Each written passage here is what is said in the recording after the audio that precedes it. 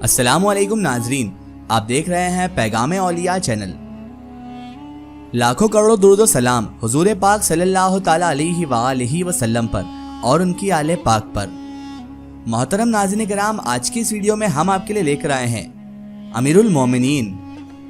हज़रत उमर फारूक रदी अल्लाह ताला अन्हु का एक ऐसा वाक़या जो आपके दिल को हिला देगा, आपकी आंखों से अश्क ला देगा। जी हाँ नाज़रीन किराम, आज हम आपके लिए लेकर आए हैं अमीरुल मोमिनीन हज़रत उमर बिन खत्ताब रदी अल्लाह ताला अन्हु का एक दिल को हिला देने वाला वाक़या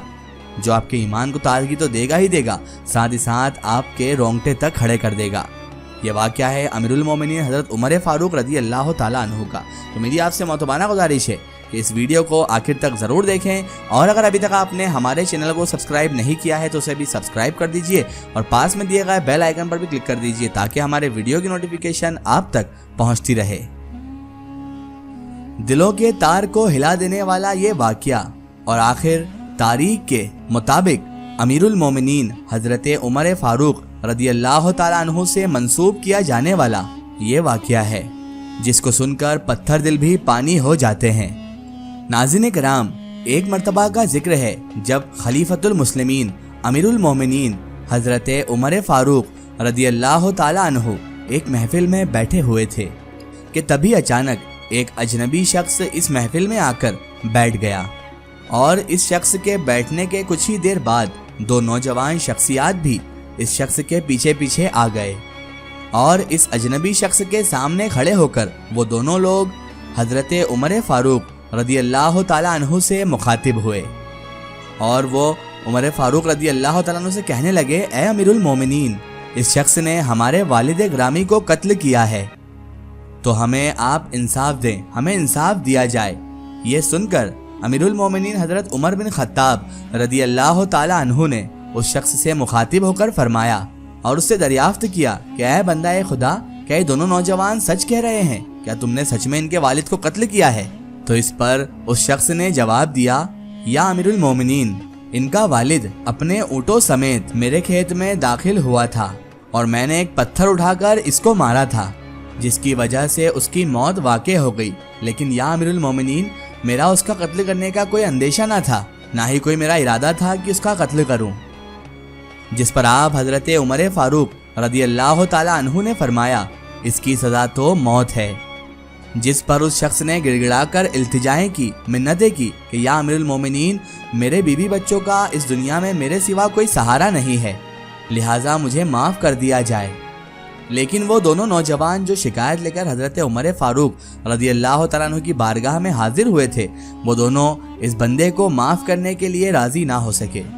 जिस पर उस शख्स ने, जो मुजरिम करार दिया गया था, उस शख्स ने सिर्फ इतना ही अर्ज़ किया, या अमीरुल मोमिनीन, मुझे बस इतनी सी मोहलत दी जाए, इतना सा वक्त दिया जाए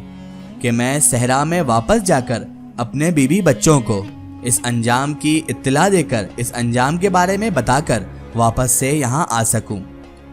लेकिन नाज़रीन मोहतरम, उसके बाद हज़रत उमर फारूक रदी अल्लाह ताला अन्हु ने शुरकाए मजलिस की तरफ देखा और फरमाने लगे कि है कोई जो इस अजनबी मर्द की ज़मानत दे सके। जिससे पूरी महफिल में सख्ता तारी हो गया, खामोशी छा गई, क्योंकि उस महफिल में मौजूद कोई भी शख्स इस अजनबी शख्स के घर बार से या फिर इसके कबीले से वाकिफ भी नहीं था। लेकिन जब आप हज़रत उमर फारूक रदी अल्लाह ताला अन्हु ने दोबारा यही सवाल दोहराया तो सहाबी रसूल सल्लल्लाहु ताला अलैहि वसल्लम हज़रत अबू ज़र गफ़ारी रदी अल्लाह ताला अन्हु ने फरमाया, या अमीरुल मोमिनीन, मैं इस शख्स की ज़मानत देता हूँ। तो हज़रत उमर फारूक रदी अल्लाह ताला अन्हु ने उनसे फरमाया, ऐ अबू ज़र, एक बार फिर सोच लो, अगर ये अजनबी मर्द 3 दिन तक वापस ना आया तो ऐ अबू ज़र, मुझे इसके बदले तुम्हारी जुदाई का सदमा बर्दाश्त करना होगा। लेकिन जनाब अबू ज़र गिफ़ारी रदी अल्लाह ताला अन्हु ने फरमाया, ऐ अमीरुल मोमिनीन, बेशक अगर ये शख्स वापस ना आए तो उसके बदले में मेरी गर्दन उड़ा दी जाए। नाज़रीन किराम, उसके बाद वो शख्स 3 दिन की मोहलत लेकर यहाँ से चला गया, और फिर 3 दिन बाद नमाज असर के बाद जब सब लोग शरीयत मोहम्मदी सल्लल्लाहु ताला अलैहि वसल्लम के नफाज को देखने के लिए जमा हो चुके थे, लेकिन अभी तक उस अजनबी शख्स की आमद के कोई भी आसार नुमाया न थे, تو تبھی خلیفۃ المسلمین حضرت عمر فاروق رضی اللہ تعالیٰ عنہ نے حضرت ابو ذر غفاری رضی اللہ تعالیٰ عنہ سے دریافت کیا کہ اے ابو ذر، وہ اجنبی شخص کدھر ہے؟ جس پر آپ حضرت ابو ذر غفاری رضی اللہ تعالیٰ عنہ نے فرمایا، اے امیر المومنین، مجھے کچھ خبر نہیں ہے۔ تو حضرت عمر فاروق رضی اللہ تعالیٰ عنہ نے فرمایا کہ اے ابو ذر، اگر وہ غروب آفتاب تک یہاں نہیں پہنچا تو اس کے بدلے یہ سزا اے ابو ذر آپ کو ہی بھگتنا پڑے گی۔ جناب ابو ذر غفاری رضی اللہ تعالیٰ عنہ نے یہ کہتے ہوئے کہ مجھے یہ شرط منظور ہے، آسمان کی طرف نگاہ اٹھائی جہاں سورج غروب ہونے کے لیے بےتاب ہو رہا تھا،